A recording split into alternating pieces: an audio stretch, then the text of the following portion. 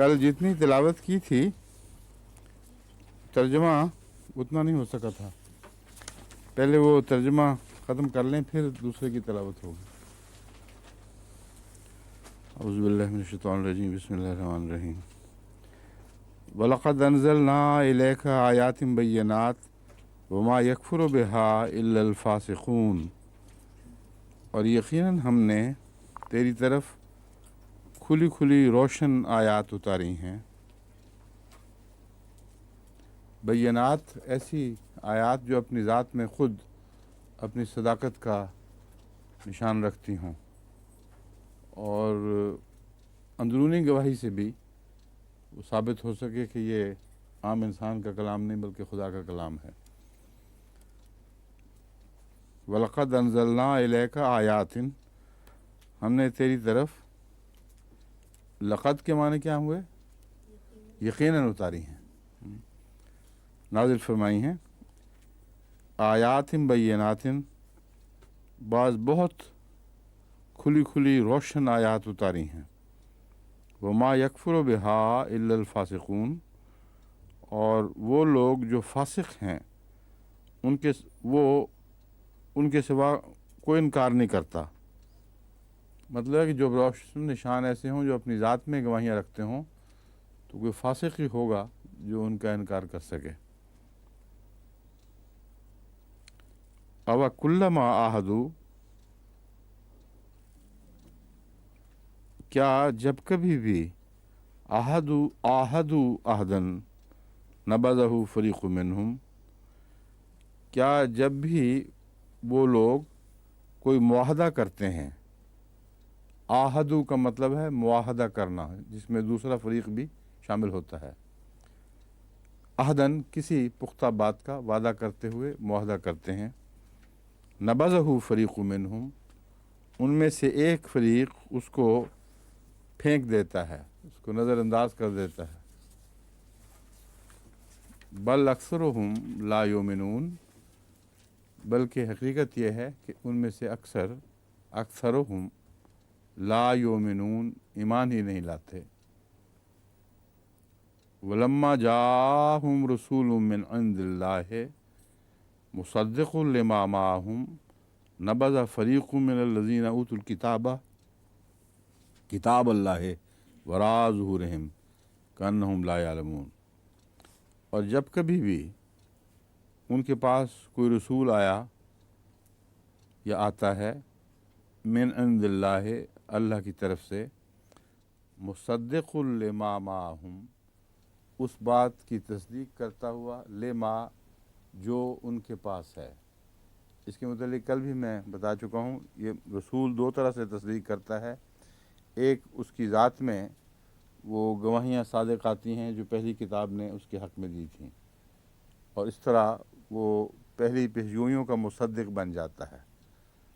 रसूल करीम सल्लल्लाहु अलैहि वसल्लम के हक़ में जो बाइबल ने पेशगोइयाँ की, क्योंकि आप वैसे ही निकले जैसा कि पेशगोइयाँ थीं, इन मानों में आप उन पेशगोइयों के मुसद्दिक़ बन गए कि वाक़अतन सच्ची थीं। हज़रत मसीह मौऊद अलैहिस्सलातु वस्सलाम ने इस साल के मुतालिक जो गुज़र रहा है 1994, इस 100 साल पहले की बात मैं अब करूँगा, 1894 के मुतालिक यही दलील पेश फरमाई कि बाज़ लोग कहते हैं कि हदीस पता नहीं दुरुस्त भी थी कि नहीं, जिसमें चाँद सूरज के ग्रहण की पेशगोई थी। फरमाया मैं तो मुसद्दिक़ बन भी चुका, मैंने ही उसी तरह वो पेशगोई मेरे हक़ में पूरी हो गई। अब क्या झगड़ा रहा है इस बात का? तो आने वाला पिछले की तस्दीक भी इस तरह करता है कि जो बात उसके मुतालिक कही गई थी वो मैंने ही उसी तरह पूरी हो जाए, उसको मुसद्दिक़ कहते हैं। दूसरा मुसद्दिक़ इन मानों में कि कुछ जो उसके हिस्से सही हैं उनकी तस्दीक करता है और जो गलत हैं उनको रद्द करता है, तो गोया उस पर हकम अदल बन जाता है। इन मानों में मुसद्दिक़ का जो तर्जुमा है वो ना समझने की वजह से मुस्तशरिकीन ने एतराज़ किए हैं कुरान करीम पर। वो कहते हैं, एक तरफ कहते हैं मुसद्दिक़, दूसरी तरफ कहते हैं ये भी झूठ वो भी झूठ। तो मुसद्दिक़ उसकी तस्दीक करता है जो खुदा ने उतारा है, ये बात भूल जाते हैं वो। یہ کہیں نہیں لکھا قرآن کریم میں کہ جو بندوں نے افترا کیا تھا اس کی بھی تصدیق کرتا ہے. اس لیے لفظ مصدق کو خوب سمجھ لینا چاہیے کہ تصدیق کلام الہی کی کرتا ہے، نہ کہ یہود احبار کے کلام کی تصدیق کرتا ہے یا اور دوسرے نفسانی خیالات کو خدا کی طرف منسوب کرنے والوں کی تصدیق کرتا ہے. بس کوئی اعتراض کا کہیں بھی محل نہیں، کوئی موقع نہیں ہے.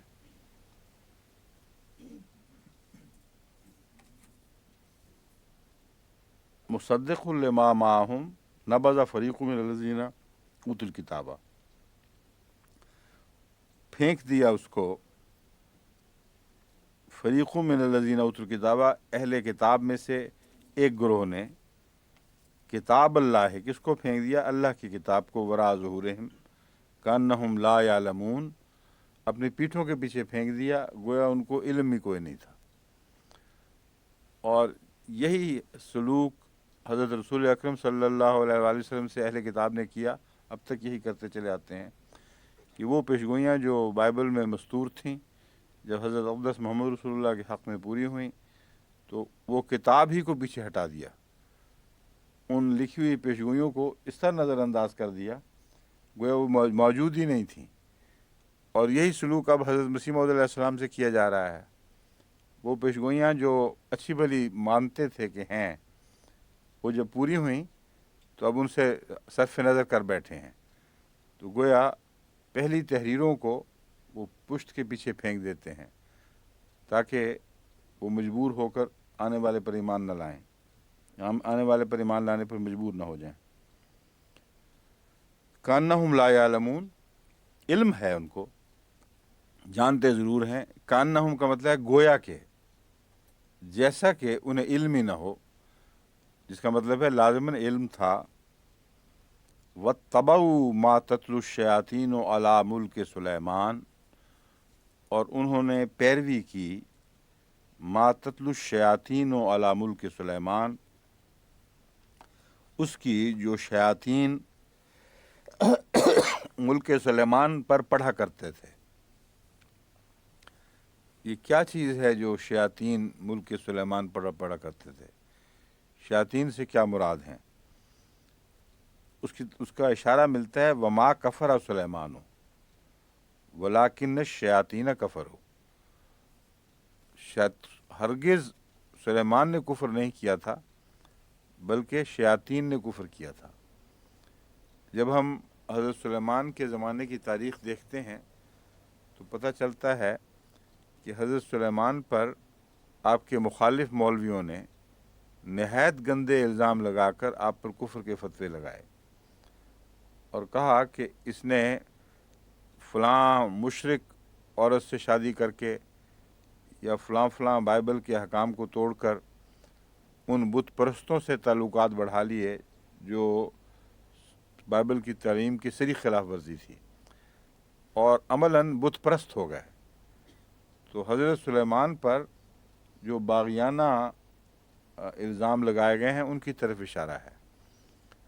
فرمایا کہ جھوٹ بولتے ہیں یہ باغی تھے بدبخت جو ملک میں پروپیگنڈا کر کے فتنہ پیدا کرنا چاہتے تھے اور حضرت سلیمان کے خلاف بغاوت کرنا چاہتے تھے. تو شیاطین باغی لوگ، شیطان ہوتا ہی باغی ہے، شیطان کا لفظی ترجمہ ہی بغاوت کرنے والا اور سرکشی کرنے والا. تو یوں کہیں گے کہ سرکش لوگوں نے یا باغی لوگوں نے جو کچھ پڑھا شیطان ملک سلیمان پر، پڑھا کا مطلب ہے پروپیگنڈا کیا اور کثرت سے لوگوں میں یہ باتیں مشہور کیں. کیا باتیں تھیں؟ کہ سلیمان کافر ہو گیا ہے، سلیمان نے بائبل کی تعلیم کو نظر انداز کر دیا ہے اور خود بت پرست ہو چکا ہے. یہ بائبل میں تفصیل موجود ہے اور بائبل میں نعوذ باللہ من ذالک سچی حکایت کے طور پر درج ہے. یہ نہیں ہے کہ الزام لگایا تھا، بائبل کہتی ہے کہ ہاں ایسا ہوا تھا، جس کا مطلب یہ ہے کہ یہ شیاطین جو تھے انہوں نے بائبل میں دخل کیا. اب تصدیق کا مضمون اس سے کھل گیا. قرآن کریم مصدق ہے ان شیطانوں کا، تو مصدق نہیں ہے، مصدق ہے کلام الہی کا اور انبیاء کا. شیاطین کا مصدق کیسے ہو سکتا تھا؟ بس جب قرآن کریم اس کو رد کرتا ہے ان الزامات کو، تو انبیاء کو پاک قرار دیتا ہے اور ان شیاطین کی نفی کرتا ہے، نہ کہ کلام الہی کی جو پہلے بزرگوں پر، پہلے انبیاء پہ اترا تھا۔ تو ان معنوں میں مصدق لفظ جو ہے وہ قابل توجہ ہے، اور آگے اس کی مثال ہے کہ مصدق کن معنوں میں۔ اب تاریخ جو نئی تحقیق ہوئی ہے بائبل پر یا عہد نامہ جدید پر میں کہنا چاہیے، وہ کہتے ہیں جو کچھ بھی مسیح کی طرف منسوب کیا گیا ہے اس میں 20% سے زائد مسیح کا کلام نہیں ہے۔ وہ سب فرضی قصے مسیح کی طرف مشہور ہوئے ہیں۔ جو تحقیق انہوں نے کی ہے نئے طریقوں سے، اس میں وہ کہتے ہیں 20% of all that is attributed to Jesus Christ is true, the rest is just gossip۔ تو اس سے پتہ چلا کہ یہ جو مستشرقین تھے، رسول اللہ صلی اللہ علیہ وسلم پر الزام لگانے والے، کہ ایک طرف تصدیق کرتے ہیں دوسری طرف انکار کرتے ہیں، کسی ایک چیز کی بھی کبھی انکار نہیں کیا جو تصدیق کے لائق تھی۔ سچائی کی تصدیق کی ہے، جھوٹ کا انکار کیا ہے۔ وما کفر سلیمان، سلیمان نے کفر نہیں کیا۔ ما دو طرح سے استعمال ہوتا ہے، ایک موصولہ جو کے معنوں میں، اور ایک نافیہ نفی کے معنوں میں جو لا کا معنی رکھتا ہے اپنے اندر۔ تو یہاں نفی کے معنوں میں ہے وما کفر سلیمان، سلیمان نے کفر نہیں کیا، ولیکن الشیاطین کفروا، بلکہ یہ تو شیطان تھے جنہوں نے کفر کیا۔ یعلمون الناس السحر، وہ لوگوں کو سحر سکھاتے تھے۔ سحر کا مطلب ایک تو جادو ہے، دوسرے جھوٹی باتیں جن کے ذریعے وہ کوئی اپنے مقاصد کو حاصل کر سکیں۔ تو حضرت سلیمان کے خلاف جو بھی باغیانہ باتیں پھیلاتے تھے اور ان کو طریق سکھاتے تھے کہ کس طرح تم پروپیگنڈا کرو گے تو ملک میں بغاوت ہو جائے گی، یہ اس کی طرف لفظ سحر اشارہ کر رہا ہے۔ لیکن اس زمانے میں سحر کا مضمون چلتا تھا، کئی جادو ٹوٹکے بھی ہوتے ہوں گے، وہ بھی سکھاتے ہوں گے کہ یہ باتیں کرو تو پھر سلیمان کی حکومت ٹوٹ جائے گی۔ وما انزل علی الملکین، ملکین ببابل ہاروت و ماروت، اور وہ بھی جو اتارا گیا ملکین پر، دو فرشتوں پر جو بابل کے رہنے والے تھے، اور ان کا نام ہاروت اور ماروت تھا۔ یہ بھی حضرت سلیمان کے زمانے سے وابستہ قصہ ہے۔ وما يعلمان من احد حتى يقولا انما نحن فتنة فلا تکفر۔ دو قسم کی الگ الگ باتیں وہاں پیدا ہوئی ہیں، ایک وہ جو مخالفانہ کوششیں تھیں، اور ایک وہ جو تائیدی کوششیں تھیں حضرت سلیمان اور انبیاء کے حق میں۔ وہ جو کوششیں تھیں اس میں فرشتے مراد فرشتہ سیرت انسان، ایسے نیک لوگ ملوث تھے جن کو خدا تعالیٰ اپنی طرف سے وحی فرماتا تھا اور کہتا تھا کہ یہ جوابی کارروائی کرو، اس طرح ان فتنوں کا مقابلہ کرو، اور وہ اس کو بصیغہ راز رکھنے کی تاکید کیا کرتے تھے، کیونکہ جو جوابی کارروائی تھی نہیں پسند کرتے تھے کہ دشمن کو پتہ چلے، اور اس کے نتیجے میں انہوں نے بھرپور مقابلہ کیا ہے۔ چنانچہ قرآن کریم فرماتا ہے وما يعلمان من احد، اچھا وہ بعد میں آئے گا، پہلے یہ لفظی ترجمہ کر لیجئے۔ وما انزل علی الملکین ببابل ہاروت و ماروت، اور دو فرشتوں پر جو بابل شہر کے رہنے والے تھے، اور ہاروت اور ماروت ان کا نام تھا، ان پر جو کچھ اتارا گیا۔ وما يعلمان من احد حتى يقولا انما نحن فتنة فلا تکفر۔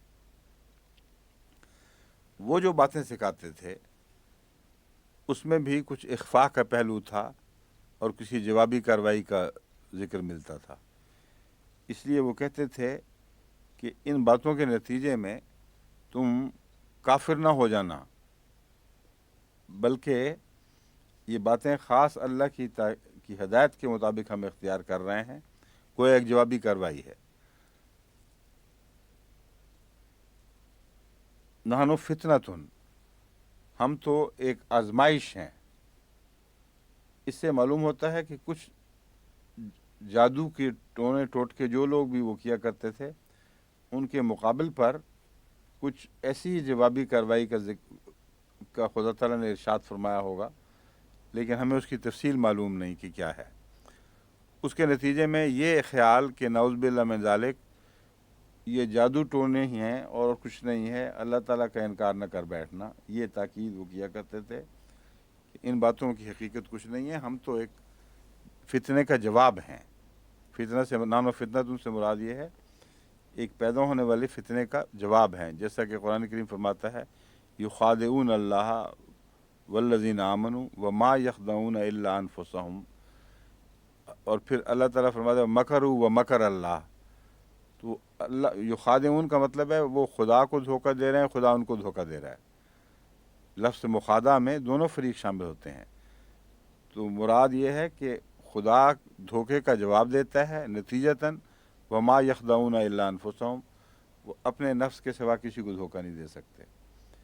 इसी तरह मकरू व मकर अल्लाह, तो नानो फितनतुन से मैं ये समझता हूँ कि फितना उस फितने का जिक्र है जो वो करते थे, और जवाब फितना मुराद है कि हम तो एक फितने के जवाब में वैसी ही कार्रवाइयाँ कर रहे हैं जैसे ये फितना है। इसलिए तुम इससे धोखे में मुब्तला न हो जाना कि असल दीन यही है, बल्कि दीन वही है जो सुलेमान का दीन है, और ये फितना परदादों के ख़िलाफ़ हम कुछ मख्फी कार्रवाइयाँ कर रहे हैं। फितना परदादों के ख़िलाफ़ मख्फी कार्रवाइयाँ की जाती हैं और हमेशा होती रही हैं, बस ये उसी तरफ इशारा है। मगर ये कार्रवाइयाँ अल्लाह के हुक्म से कुछ फरिश्ता सीरत लोग किया करते थे। वफ़यतअल्लमून मिनहुमा मा युफ़र्रिक़ु फ़ीहि बिही बैनल मर्रि व ज़ौजिही, बस लोग उन दोनों से ऐसी बातें सीखते थे मा युफ़र्रिक़ून बिही, जिसके ज़रिए से वो खामुंद और बीवी में फ़र्क डाल देते थे, जुदाई पैदा कर देते थे। इससे मौलवी ये समझते हैं कि वो ऐसे तावीज़ टोने करते थे कि खामुंद बीवी की लड़ाई हो जाती थी, और नौज़ बिल्लाह अल्लाह के हुक्म से ये भी एक सिलसिला चल रहा था। ये अच्छा जवाब फितना है। नहायत ही एक नामाकूल बात दिखाई देती है कि अल्लाह ताला हर मियाँ बीवी में लड़ाई डाल रहा हो। मुराद ये है कि बाद ऐसी बातें हैं जो बीवी से भी नहीं करनी चाहिए, और उसमें बिल्कुल सिगा राज रखना चाहिए उसको। जब हज़रत खलीफुल मसीह सालिस के ज़माने में मेरे सपुर्द बाज़ काम किए हुए थे, तो मैं कभी घर में बताता ही नहीं था, और बाज़ दफ़ा ऐसा हुआ कि कई 1-2 साल के बाद बीबी को पता चला कि आप तो ये काम, मैंने कहा हाँ मैं करता रहा हूँ मुझे तो फलां ने बताया है, आपने क्यों नहीं बताया? मैंने कहा मुझे बताने का हुक्म नहीं था, जिसने बताया उसकी गलती है, क्यों बताया? मगर बिल्कुल नहीं पता लगता था, ये भी नहीं पता होता था मैं गया कहाँ हूँ। एक दफ़ा बंगाल चला गया था, 10 दिन ठहर के वापस आया, वापस आके पता चला कि मैं बंगाल से आया हूँ, क्योंकि बंगाल की मिठाई साथ थी। तो ये ऐसी बातें अब भी हो जाती हैं। बाज़ दफ़ा अपने इंसान को अपने खामन से, बीवियाँ हों तो अपने खामन से भी उनको बात छुपा के रखनी पड़ती है, जो कौमी मफाद का तकाजा होता है। बाज़ दफ़ा खामदों को कौमी राज अपनी बीवियों से छुपाने ज़रूरी हैं, वरना वो बातें फैल जाती हैं और उसका नुकसान पहुंचता है। बस ये मुराद है कि वो जुदाई डालते थे। मुराद मतलब है कि मियाँ बीवी को भी हुक्म नहीं था कि एक दूसरे से वो बात कर सकें।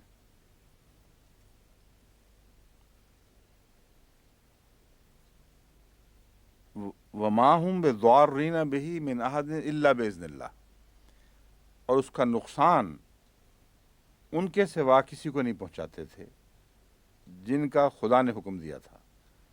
यानी ये जो जवाबी कोशिशें थीं, इनका नुकसान फितना परदादों को पहुंचता था, और वो मुअय्यन लोग थे जिनके ख़िलाफ़ जवाबी कार्रवाई की अल्लाह ताला ने इजाज़त फरमाई, बल्कि हुक्म दिया। तो फरमाया वमाहुम बिज़ारिन बिही, अगर मियाँ बीवी में आपस में जुदाई हो तो फिर तो लड़ाई یعنی ضرر تو ہر بیوی اور ہر خاوند کو پہنچ گیا.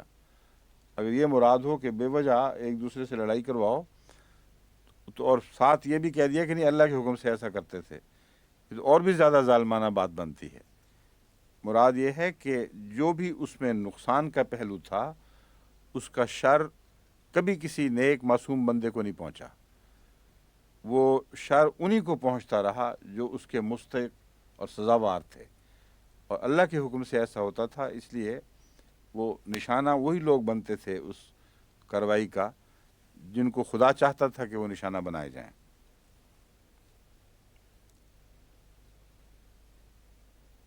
وَيَتَعَلَّمُونَ مَا يَضُرُّهُمْ وَلَا يَنفَعُهُمْ، لیکن یہ لوگ ایسے ہیں، یا منافق یا کافر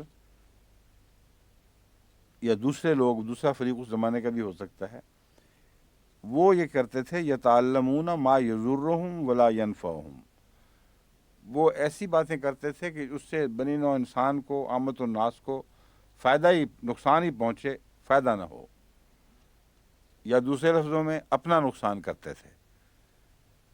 وہ ایسی باتیں سیکھتے تھے ما یضرهم ولا ينفعهم، جو ان کو نقصان پہنچانے والی ہوں اور فائدہ پہنچانے والی نہ ہوں.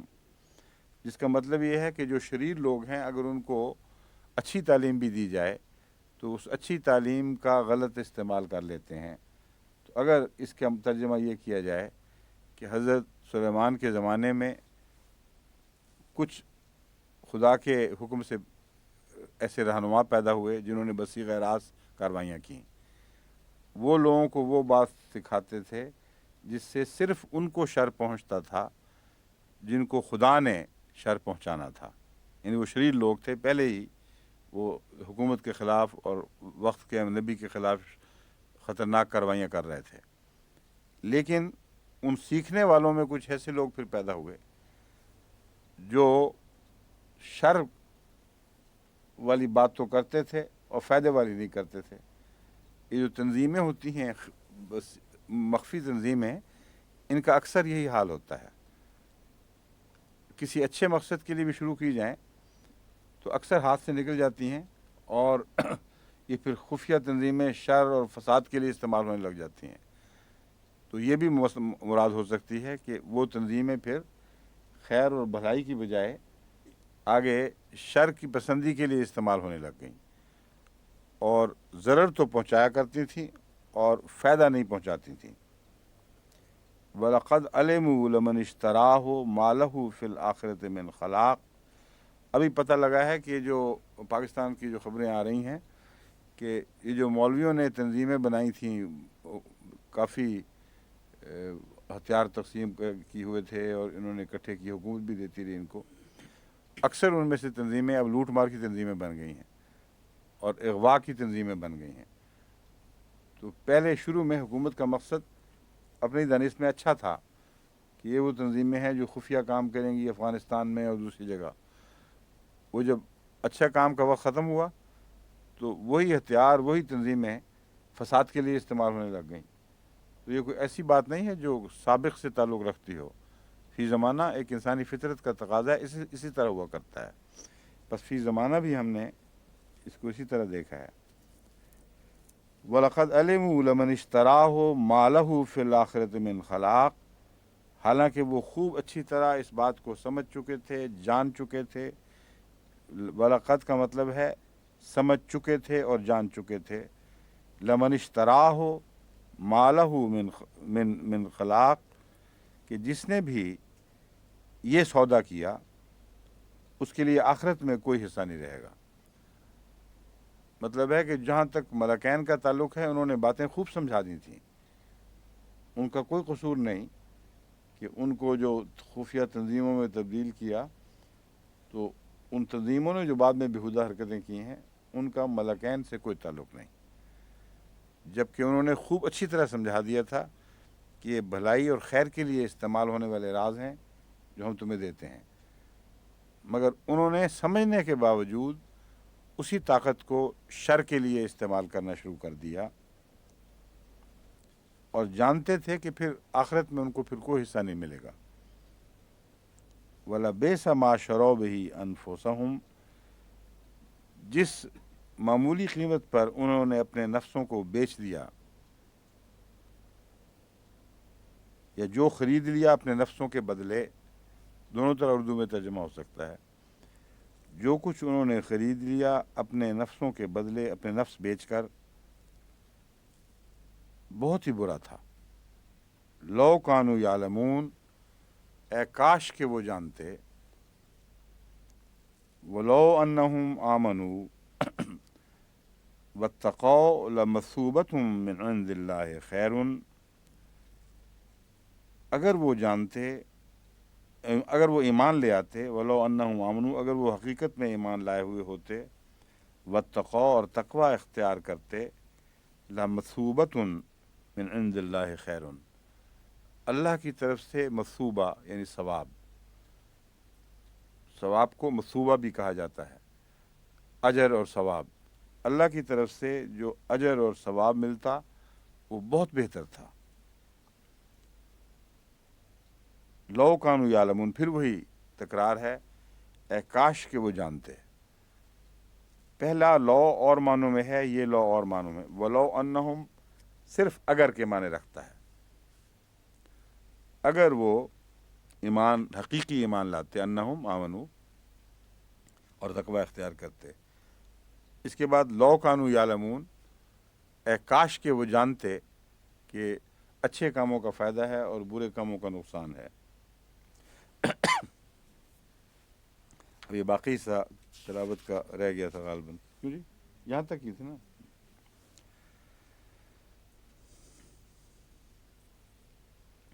اعوذ باللہ من الشیطان الرجیم، بسم اللہ الرحمن الرحیم، یا ایہا الذین آمنوا لا تقولوا رعینا وقولوا انظرنا واسمعوا وللکافرین عذاب علیم۔ ما يود الذين كفروا من أهل الكتاب والمشركين أن ينزل عليكم من خير من ربكم والله يختص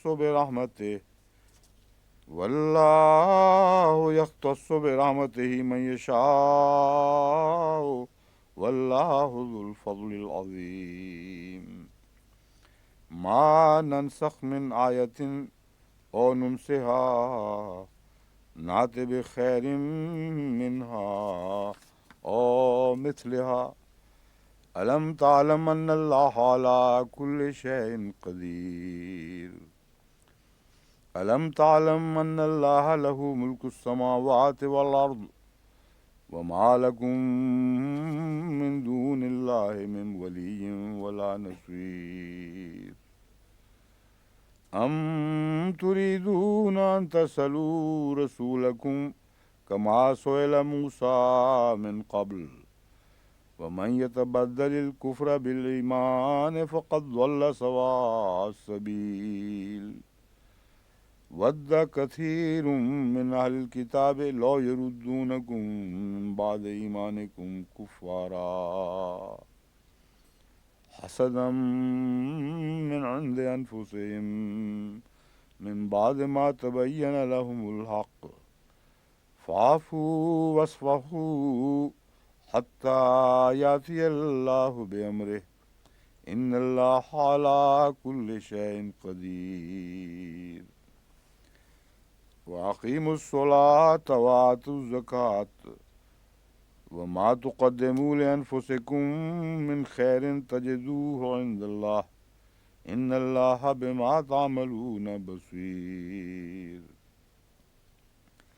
وقالوا لن يدخل الجنة إلا من كان هودا أو نصارى تلك أمانيهم قل هاتوا برهانكم إن كنتم صادقين بلى من أسلم وجهه لله وهو محسن فله أجره عند ربه ولا خوف عليهم ولا هم يحزنون۔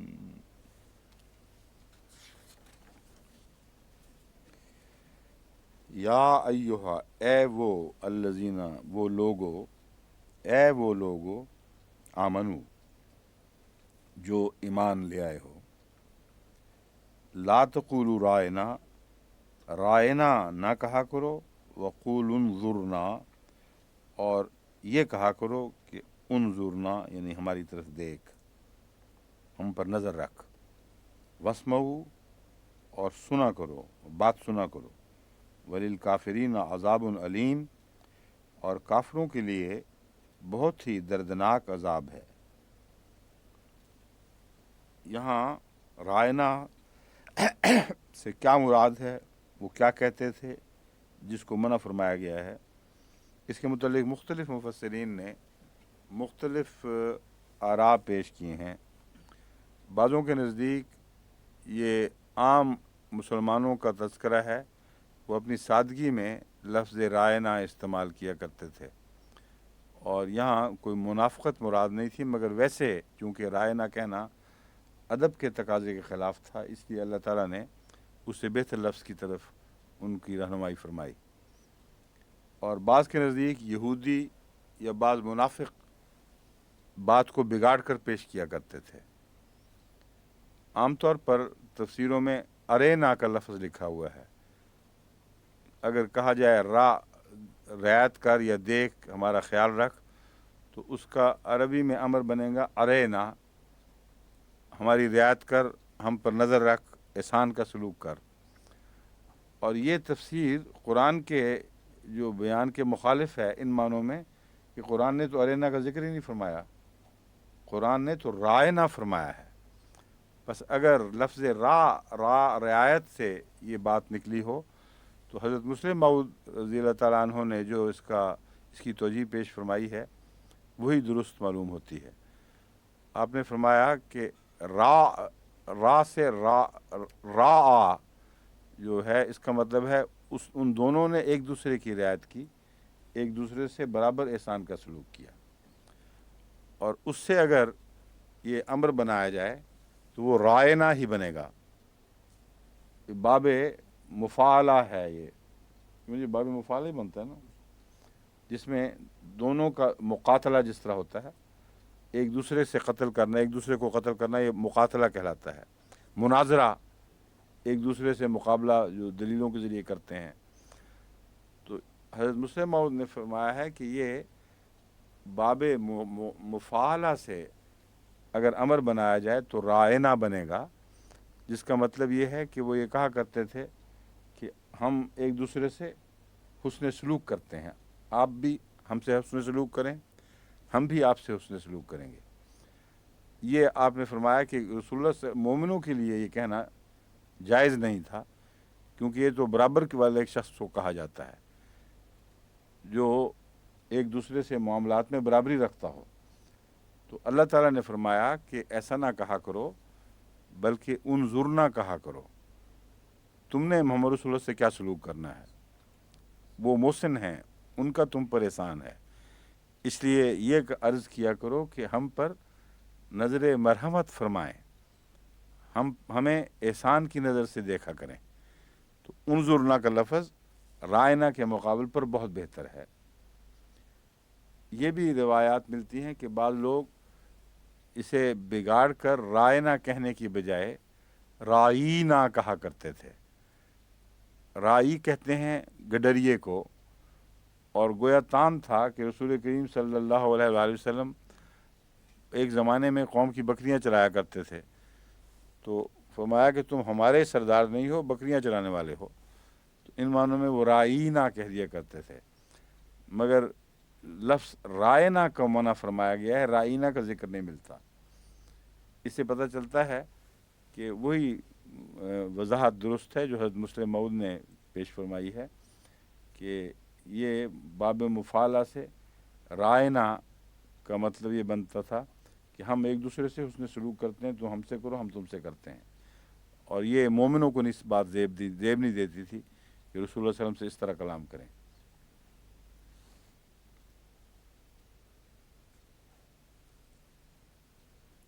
واسمعوا انظر نہ کہہ کہ سنا کرو بات، یعنی کان دھرا کرو آپ کی باتوں پر، ادب کا سلوک کرو۔ وللکافرین عذاب علیم، اور وہ لوگ جو کافر ہوئے ان کے لیے بہت دردناک عذاب مقدر ہے۔ ہم لفظ مقدر بیچ میں داخل کر دیتے ہیں کیونکہ وہ اس کے اندر مقدر ہے، یہ لفظ اس مضمون کے اندر داخل ہی ہوتا ہے پہلے ہی۔ جب کہتے ہیں کافروں کے لیے عذاب دردناک عذاب ہے تو مراد ہے ان کے لیے مقدر ہے، ان کو یہ عذاب ملے گا۔ ما یود الذین کفروا من اہل الکتاب ولا المشرکین ان ینزل علیکم من خیر من ربکم، یہاں ما بمعنی نفی کے ہیں، نفی کے نہیں پسند کرتے الذین کفروا، وہ لوگ جو کافر ہوئے۔ ما یودو، ود کہتے ہیں محبت کو، یودو کا مطلب ہے محبت کرتا ہے یا چاہتا ہے یا پسند کرتا ہے۔ ما یود الذین کفروا، وہ لوگ جو کافر ہوئے وہ پسند نہیں کرتے، کن لوگوں میں سے کافر ہوئے؟ من اہل الکتاب والمشرکین، اہل کتاب میں سے جو کافر ہوئے وہ پسند نہیں کرتے، وللمشرکین، اور اسی طرح مشرکین بھی پسند نہیں کرتے۔ کیا پسند نہیں کرتے؟ ان ینزل علیکم من خیر من ربکم، کہ تمہارے رب کی طرف سے تم پر کوئی اچھی بات اترے، کوئی بھلائی پہنچے۔ خیر سے مراد بھلائی ہے، تو ینزلہ کے معنی ینزلہ لفظ ہے، یعنی مجہول میں، کہ تم پر اتاری جائے کوئی اچھی بات۔ مشرکین تو خدا کے قائل ہی نہیں تھے ان معنوں میں، نہ وہی کہ اس طرح کے قائل تھے، تو مراد یہ ہے کہ خدا کی طرف سے تمہیں کوئی اچھی بات پہنچے، تمہارا کوئی بھلا ہو۔ بس وہ یہ پسند نہیں کرتے تھے کہ تمہارا کوئی بھی بھلا ہو۔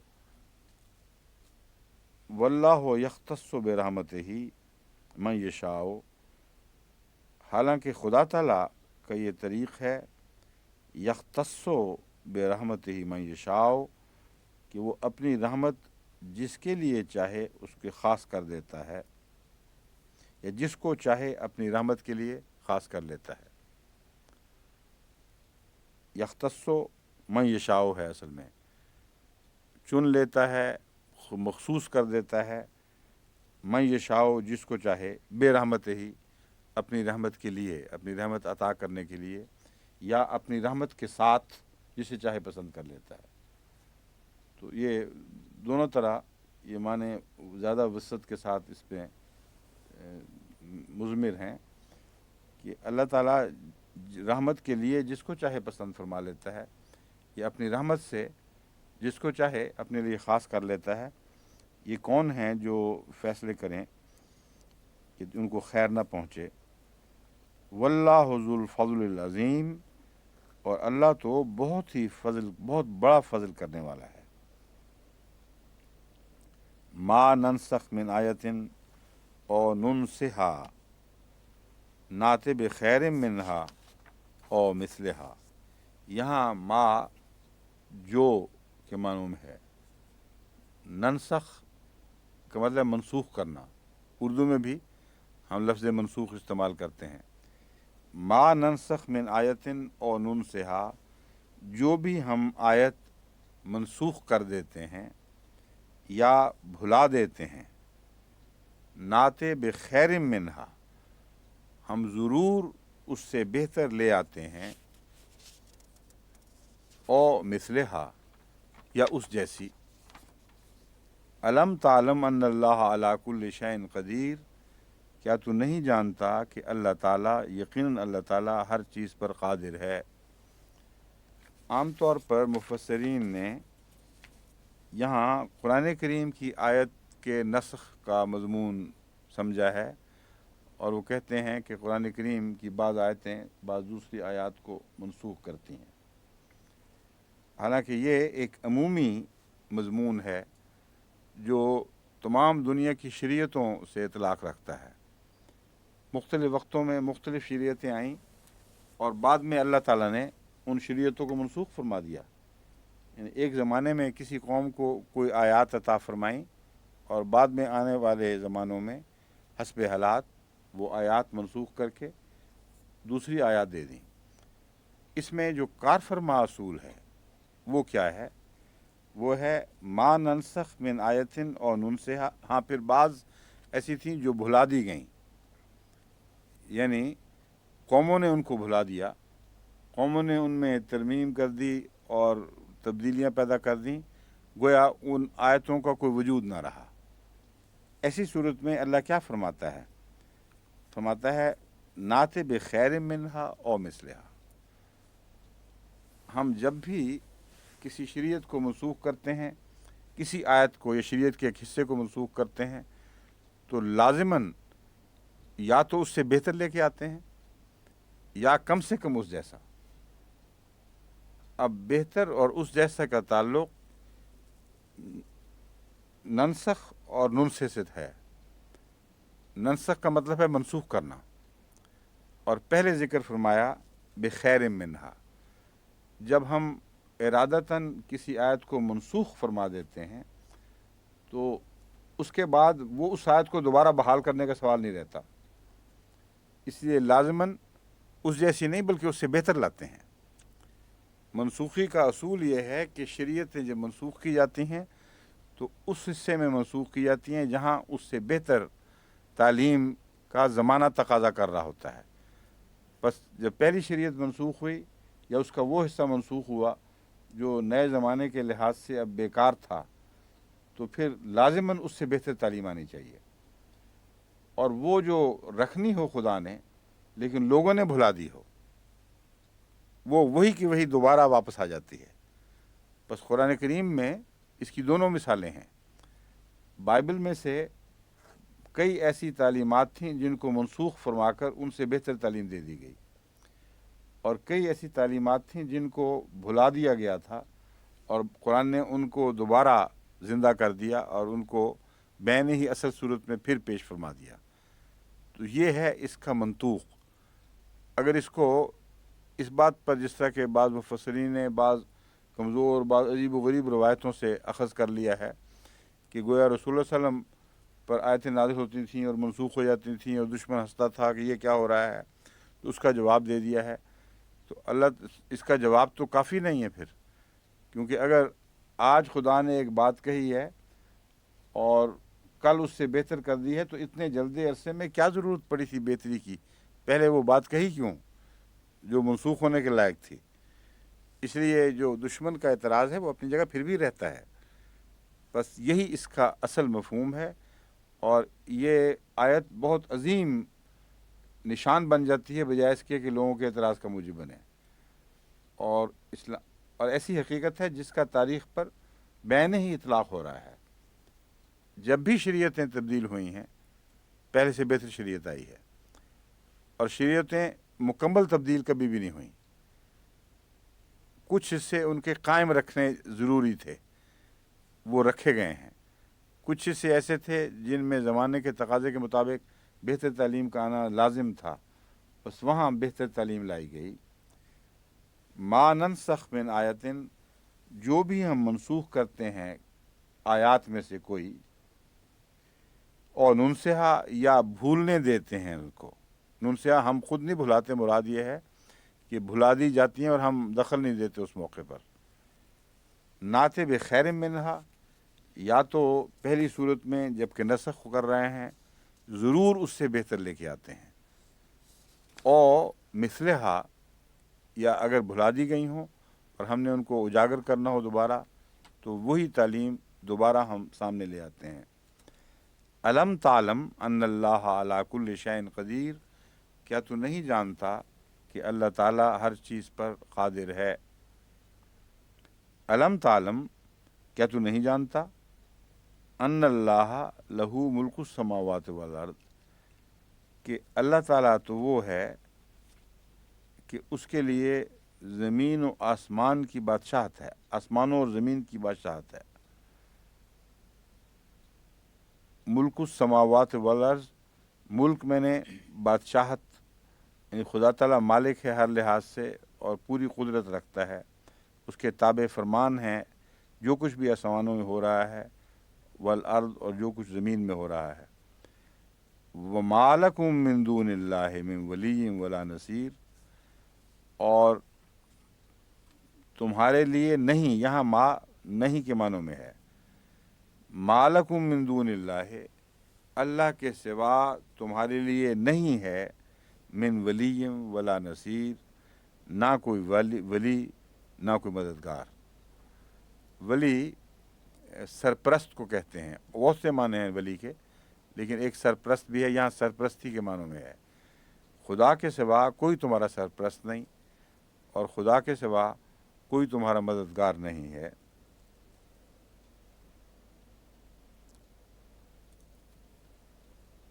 ما کا مطلب ہے نہیں، لکم، لام کا مطلب کیا ہے؟ لا، پتہ ہے؟ لیے، کم کا مطلب ہے تم، تو تمہارے لیے نہیں، من دون اللہ، من کا کیا مطلب ہے؟ ہیں؟ سے، دون بجائے، ہٹ کر، اس سے پرے، اس کے علاوہ، من دون اللہ، اللہ کے سوا، اللہ کو چھوڑ کر نہیں ہے، لکھم تمہارے لیے، کیا نہیں ہے؟ من ولین، من کا مطلب ہے سے، ولی میں سے کوئی نہیں، مطلب ہے یہ از قسم ولی کوئی چیز نہیں، یہ مراد ہے۔ خالی ولین بھی تو کہا ولیون بھی کہا جا سکتا تھا کہ ولی اور نصیر نہیں ہے، مگر من ولین ولا نصیر، کسی قسم کا بھی کوئی ولی نہیں، مراد یہ ہے کہ اس نوع کی کوئی چیز بھی تمہارے لیے نہیں ہے، چھوٹا موٹا سرپرست بھی تمہارے کام نہیں آئے گا خدا کو چھوڑ کر۔ ام تریدون ان تسلوا رسولکم کما سئل موسیٰ من قبل، کیا تم یہ پسند کرتے ہو یا یہ چاہتے ہو، ان تسلوا رسولکم، کہ تم اپنے رسول سے سوال کیا کرو، پوچھا کرو، کما سئل موسیٰ من قبل، جس طرح موسیٰ سے تم سے پہلے سوال کیے گئے تھے، اس سے پہلے، من قبل اس سے پہلے سوال کیے گئے تھے۔ وَمَن يَتَبَدَّلِ الْكُفْرَ، یہاں وَمَن يَتَبَدَّلُ نہیں پڑھنا، وَمَن يَتَبَدَّل پڑھنا ہے۔ نون کے متعلق آپ کو میں نے دو مثالیں پہلے دی تھیں کہ بعض دفعہ یہ مدغم ہو جاتا ہے جو اگر ساکن ہو آنے والے لفظ میں۔ کون کون سی مثالیں ہیں وہ؟ ہیں؟ لام، سنائیں۔ ہاں، یہ کیا بنا؟ میم میں نون کلیۃً مدغم ہو گیا، اور اللہ میں ان لا تھا، چونکہ ان ساکن تھا اور لام بعد میں آیا ہے، اس لیے اللہ الہ، اشہدو اللہ الہ۔ اور میم کی مثال من ما، من ما کو من ما نہیں پڑھنا بلکہ مما پڑھنا ہے۔ بعض جگہ نون مدغم مکمل نہیں ہوتا بلکہ نون کی بجائے نون غونہ بن جاتا ہے، یعنی ناک سے نکلنے والی آواز بن جاتا ہے۔ جب اس کے بعد یہ آئے تو یہ نون غونہ بن جاتا ہے، یہ اسی کی مثال ہے۔ وَمَن يَتَبَدَّل، من یتبدل نہیں پڑھنا، من یتبدل الکفر، اور جو بھی بالایمان، ایمان کو کفر کے ذریعے تبدیل کر دے۔ یہاں اردو میں ہمیں ترجمہ کرتے وقت لفظوں کو آگے پیچھے کرنا پڑتا ہے، عربی محاورے کا بیان اسی طرح نہیں کرنا پڑتا، اسی لیے بعض دفعہ میں نے اشتراک کا ترجمہ کہیں بیچنا کر دیا، کہیں خریدنا کر دیا۔ معنی بیان ہی وہی رہتے ہیں جو عربی میں ہیں، لیکن محاورے کا فرق ہو جاتا ہے۔ یہاں من یتبدل الکفر بالایمان، کفر پہلے آیا ہے، ایمان بعد میں آیا ہے۔ مراد یہ ہے کہ جو کوئی بھی اپنے ایمان کو کفر میں تبدیل کر دے، یہ ہے اصل ترجمہ اس کا۔ لیکن یتبدل الکفر، تبدیل کفر کو کر دے بالایمان، ایمان کے ساتھ، یہ اگر جس طرح آگے پیچھے عربی میں ہے اگر اسی طرح آپ ترجمہ کریں گے تو یہ دھوکہ لگ جائے گا کہ کفر کے بدلے ایمان حاصل کرنا گویا کہ گناہ ہے۔ جو کوئی بھی کفر کو ایمان میں بدل دے، یہ اگر ترجمہ کریں گے ظاہری لفظوں میں تو یہ مطلب بن جائے گا کہ گویا کفر کو چھوڑ کر ایمان حاصل کرنا کوئی بری بات ہے. یہ مراد نہیں ہے، یہ زبانوں کے محاورے ہوتے ہیں. یہاں مراد یہ ہے کہ ایمان کے بدلے کفر لے لے. فقط ضل سواء السبیل، تو وہ بیچ کی راہ سے گمراہ ہو گیا اور ہٹ گیا. صراط مستقیم یا سواء السبیل عملاً یہاں ایک ہی چیز کے دو معنی ہیں، یعنی بیچ کی راہ جو متناسب راہ ہے، جو افراط تفریط سے پاک ہے، جو متوازن ہے. جو کوئی بھی ایسا کام کرے گا کہ اپنے ایمان کے بدلے کفر لے لے گا یا اپنے ایمان کو کفر میں تبدیل کر دے گا تو وہ اصل بیچ کی راہ سے ہٹ گیا. وَدَّ كَثِيرٌ مِّنْ أَهْلِ الْكِتَابِ، ودّا کا کیا مطلب ہے؟ چاہا. یہاں چاہا کا معنی آئے گا یا کچھ اور آئے گا؟ کثیر من اہل الکتاب، چاہا اکثر اہل کتاب نے. لو یردونکم، کہ تم لوٹ آؤ ان کی طرف. یہاں چاہا کو چاہتے ہیں میں بھی تبدیل کیا جا سکتا ہے. اردو محاورے میں چاہتے ہیں کہنا زیادہ درست ہے. اہل کتاب میں سے بہت ہیں جو چاہتے ہیں. وَدَّ کثیر من اہل الکتاب، کثیر کیا ہے؟ بہت. اس کی حالت کیا ہے؟ کچھ بتا سکتا ہے کوئی؟ پرانے زمانے کی باتیں دوبارہ شروع کر دیں. گرامر میں آپ کو میں نے بتایا تھا حالتیں ہوتی ہیں، نحو میں حالتیں ہوتی ہیں اور صرف میں صیغے ہوتے ہیں. نحو کیا ہوتی ہے اور صرف کیا ہوتی ہے؟ کچھ پتہ ہے؟ کسی کو یاد ہے؟ اشرف صاحب تسی اتھے آ کے معذرت کر رہے سی کہ میں مخبوط ہو گیا سی، گل صحیح نہیں نکل رہی سی. ہن دسو.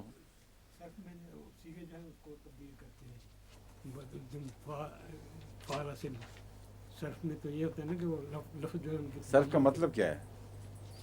صرف کا مطلب تو تبدیل کرنا ہے. اچھا بات آپ کو آتا ہے صرف کا مطلب؟ ہیر پھیر. جی بدلنا. جی ہیر پھیر کو صرف کہتے ہیں. اب جو آپ ہیر پھیر کر رہے ہیں یہی صرف ہے.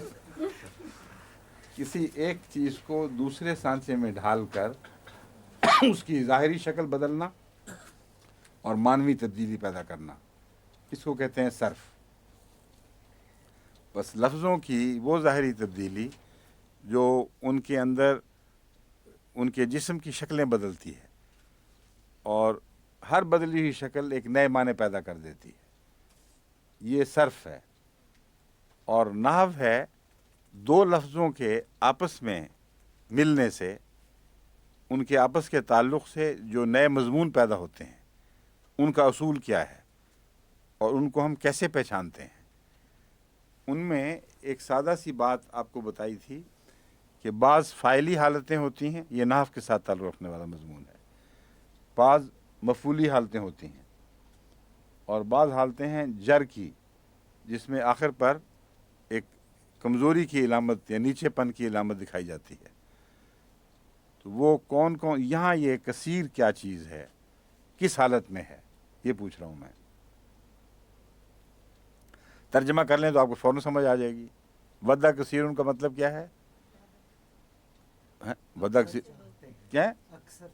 کون چاہتا ہے؟ کثیر. تو کثیر فاعل ہوا نا پھر، تو اس کی فاعلی حالت ہے. اس میں کون سا مشکل کام ہے؟ اگر آپ مضمون سمجھ رہے ہوں تو حالتیں معلوم کرنا مشکل ہی کوئی نہیں. اس کے لیے علامتیں ڈھونڈنا تو یہ تو محض یہ جو گرامر کے نخرے ہیں. اگر آپ مضمون صحیح سمجھ چکے ہوں تو حالت بیان کرنا آپ کے لیے کچھ بھی مشکل نہیں. کون چاہتا ہے؟ کثیر، بہت سے لوگ. تو جو چاہتے ہیں وہ فاعل ہیں، کیا چاہتے ہیں وہ مفعول ہے. اور بعض دفعہ مفعول کی بجائے متعلق فعل آتا ہے، یعنی مفعول لفظ آتا نہیں بلکہ حروف کے ذریعے اس کی شکل بدل دیتے ہیں تو اس کو مفعول کہہ نہیں سکتے. بعض دفعہ فقرہ آ جاتا ہے پورے فعل مفعول کی بجائے. تو یہاں کیا ہے؟ وَدَّ کثیر من اہل کتاب، آگے فقرہ ہے. लो यरुद्दूनकुम मिन बाद ईमानिकुम कुफ्फारा, ये मफूल है इसका। एक पूरे का पूरा फ़िक्रा यवद्दो का मफहूम है, यवद्दा का मफूल है, कसीर है फ़ाइल, बहुत से लोग उनमें से, मिन मिन अहलिल किताब, अहले किताब में से, चाहते हैं। क्या चाहते हैं? पूरा फ़िक्रा है। लो यरुद्दूनकुम मिन बाद ईमानिकुम कुफ्फारा, कि ए काश वो तुम्हें तुम्हारे ईमान के बाद फिर कुफ्र में वापस ले आते हैं। ये जो कोशिश है ये जारी रहती है ईमान लाने वालों के ख़िलाफ़, और ये पहचान है उन लोगों की जिनका शेवा ही इर्तदाद पैदा करना है। अब हमारे जमात के साथ जो हो रहा है वो यही हो रहा है। वो लोग जो ये तबलीग के नाम पर उठे हुए हैं, उनको कोई गरज नहीं कि कोई मुसलमानों में से हिंदू हो रहा है, कोई मुसलमानों में से ईसाई हो रहा है, कोई यहूदी हो रहा है, कोई दैरिया हो रहा है। इसलिए उनमें दिलचस्पी नहीं है। मसीह मौत पे ईमान ला रहा है, इससे आग लग जाती है। तो बिल्कुल इनकी तारीफ़ कुरान करीम ने फरमा दी, ऐसी तारीफ़ जो वाज़े तौर पर सादिक़ आती है। बस एक ही आग लगी हुई है कि किसी तरह इनको वापस ले आएं अपनी तरफ, और इस्लाम से कोई दिलचस्पी नहीं, या पुराने लोगों को बाइबल से कोई दिलचस्पी नहीं, यहूदियत की तालीम से कोई दिलचस्पी नहीं। वो जो मर्ज़ी होते फिरें, कौड़ी की भी परवाह नहीं। मगर अगर मुसलमान हो जाएं तो फिर ये उनकी कोशिशें होती हैं कि किसी तरह उनको खींच कर वापस ले आएं। उनमें हर किस्म के लोग होते रहते थे, कभी कोई परवाह नहीं की गई, मगर जब मुसलमान होने लगे तो फिर उस पर आग भड़क उठी। तो वद्दा कसीर मिन अहल किताब, अहल किताब में से कसीर लोग ऐसे हैं, लो यरुद्दूनकुम मिन बाद ईमान, लो क्या चाहते हैं? वो ये चाहते हैं, लो यरुद्दूनकुम मिन बाद ईमानिकुम कुफ्फारा, कि काश वो तुम्हें तुम्हारे ईमान लाने के बाद कुफ्फार बना सकते। यहाँ यरुद्दूना का मतलब है रद्द, लौटा सकते, और ये भी एक फ़ेल है। इस पूरे फ़िक्रे में भी जो फ़ेल या फ़िक्रा है, एक मफूल है, और वो है कुफ्फारा।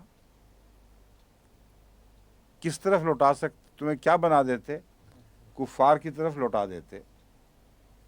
तो बुनियादी तौर पर एक फ़ाइल का मफूल एक फ़िक्रा भी हो जाया करता है। इतना सिर्फ समझाना चाहता हूँ, तफसील से याद रखने की ज़रूरत नहीं है।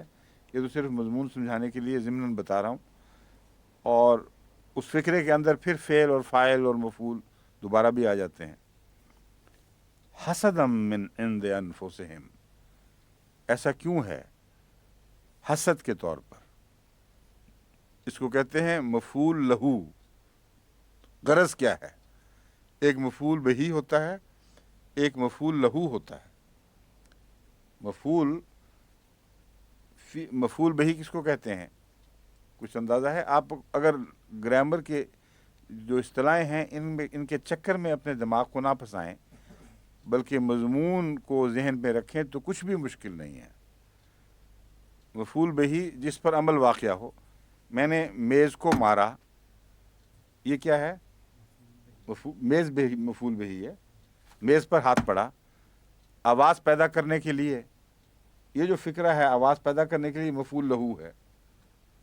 मारने के नतीजे में एक फ़ेल वाक़या हुआ है, मेज़ को चोट लगी और आवाज़ पैदा हुई। तो जो गरज है वो अगर बयान हो जाए तो वो मफूल बही बन जाता है, अगर वो मफूल की हालत में मौजूद हो। तो यहाँ हसदम मिन इंदिही, मिन इंद अनफुसिहिम, हसदन जो लफ्ज़ है ये मफूल है, लेकिन मफूल लहू है। क्यों वो ये चाहते हैं? हसदन, हसद करते हुए, इस वजह से चाहते हैं कि वो हसद करते हैं, उनको आग लगी हुई है। जो मैं लफ्ज़ बोला था वो बिल्कुल दुरुस्त था। आग लग जाती है अगर कोई ईमान ले आए, वैसे कोई नुकसान नहीं, जो मर्जी होता फिरे। हसदम मिन इंद अनफुसिहिम, मिन इंद अनफुसिहिम का क्या मतलब है? अपने अंदर से हसद करते हुए। मतलब है हसद की वजह ये कोई नहीं है کہ کوئی باہر سے ان کو حسد کی سچی جائز وجہ پہنچائی گئی ہے۔ حسد رش کو نہیں کہتے، حسد بری نیت سے کسی کی اچھی بات کو دیکھنا، کسی کی کامیابی کو بد نظر سے دیکھنا اور برے دل سے محسوس کرنا، اس کو حسد کہتے ہیں۔ تو فرمایا یہ جو حسد ہے ان کے اپنے نفس کی کمزوری ہے، ان کے نفس کی خرابی ہے، ورنہ مسلمانوں کو تو کوئی قصور نہیں، انہوں نے تو پھیلنا ہی پھیلنا ہے اور خدا کے حکم کے تابع پھیلنا ہے۔ اس لیے یہ حسد ان کے اپنے نفس کی بیماری کا مظہر ہے۔ من بعد ما تبین لهم الحق، حسد ہے باوجود اس کے کہ ان پر حق روشن ہو چکا تھا، دیکھ چکے ہیں، جان چکے ہیں کہ یہ سچی باتیں ہیں، پھر بھی جب بڑھ رہے ہیں اور وہ کوشش کر رہے ہیں روکنے کی تو آگ لگی ہوئی ہے۔ بس اب وہ کہتے ہیں وقت ہو گیا، باقی پھر سے انشاءاللہ۔ السلام علیکم ورحمۃ اللہ۔